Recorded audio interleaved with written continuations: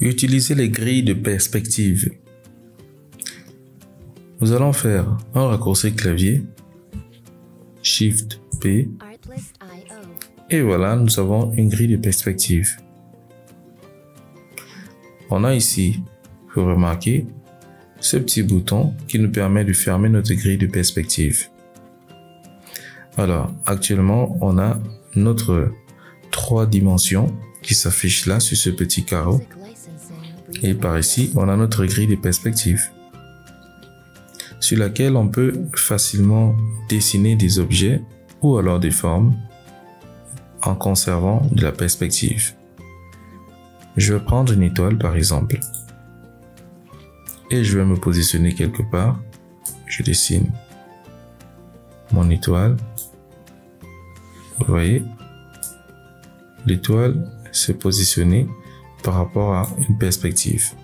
Je vais prendre un rectangle pour voir ça plus clair.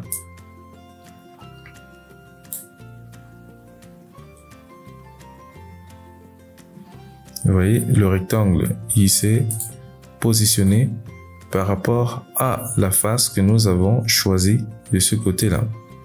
Donc, il serait très bien par ici, par exemple. Et je vais changer de face. Je prends encore mon outil de perspective. Je viens changer de face. Nous sommes maintenant sur cette face-là. Je vais prendre mon rectangle une fois de plus et je vais dessiner. Vous voyez ce que ça nous donne? Ça respecte la grille des perspectives lorsque je dessine dessus. Si je prends cette vue, je reviens sur elle. Je vais supprimer alors notre ancien rectangle et notre étoile. Et je redessine mon rectangle. On voit bien que ça va épouser la surface. Si je fais pareil avec un ellipse, même si je maintiens sur Shift, on a notre ellipse régulier sur cette même surface-là. On fera la même chose avec notre étoile. Hop, voilà. On a notre étoile qui est là. Maintenant, je vais sélectionner cette autre face. Je reviens sur ma grille de perspective et je viens sélectionner cette face-là qui est la vue de dessous. Je vais alors prendre un rectangle une fois de plus et je dessine. Et voilà le travail. Si jamais il m'arrivait d'annuler la grille de perspective, ce serait plus simple pour moi de pouvoir obtenir quelque chose de final pour avoir un très bon résultat dans mon projet. Ceci dit, si j'ai envie de dessiner par exemple un cube parfait, je viendrai débuter là parce que je suis sur cette face déjà.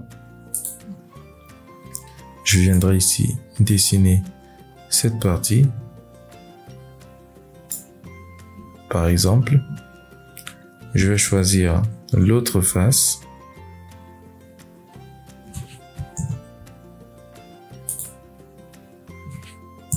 Je dessine aussi un rectangle.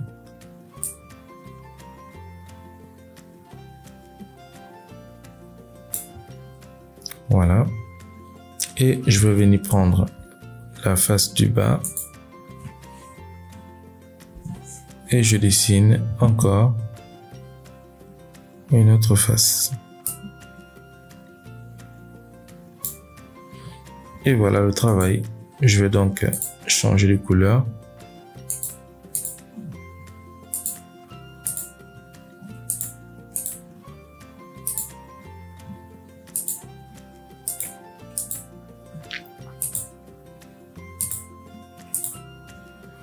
Voilà, je vais sélectionner tout, je fais descendre et voilà notre résultat. Ici, ça n'a pas l'air vraiment de ressembler à notre cube. Voilà, je vais prendre une autre position qui serait beaucoup mieux. C'est de dessiner ça quelque part ici.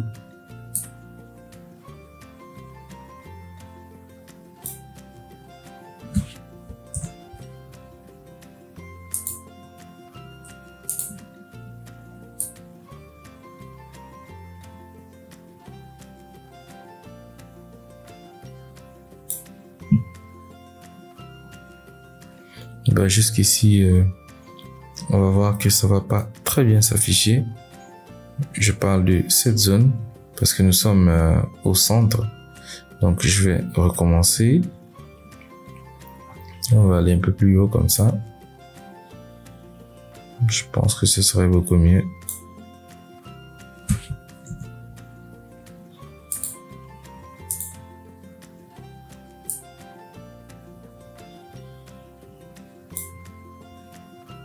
Voilà.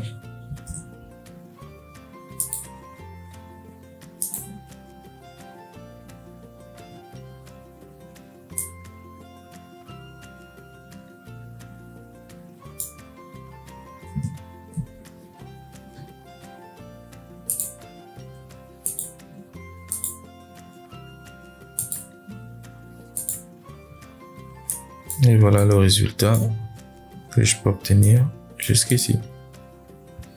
Voilà mon cube qui est visible d'une part avec une vue un peu plus claire. On a une vue de dessous un peu plus sombre et on a une autre vue encore avec une couleur un peu plus intéressante. Voilà. La grille de perspective va vous aider à faire des tracés, à dessiner des formes en gardant de la perspective, voilà, dans votre projet. Et voilà un exemple qu'on a pu faire aujourd'hui. Et je pense que ça pourra vous aider dans vos différents projets lorsque vous aurez envie de définir des éléments comme de la 3D. Voilà, ça sera super intéressant.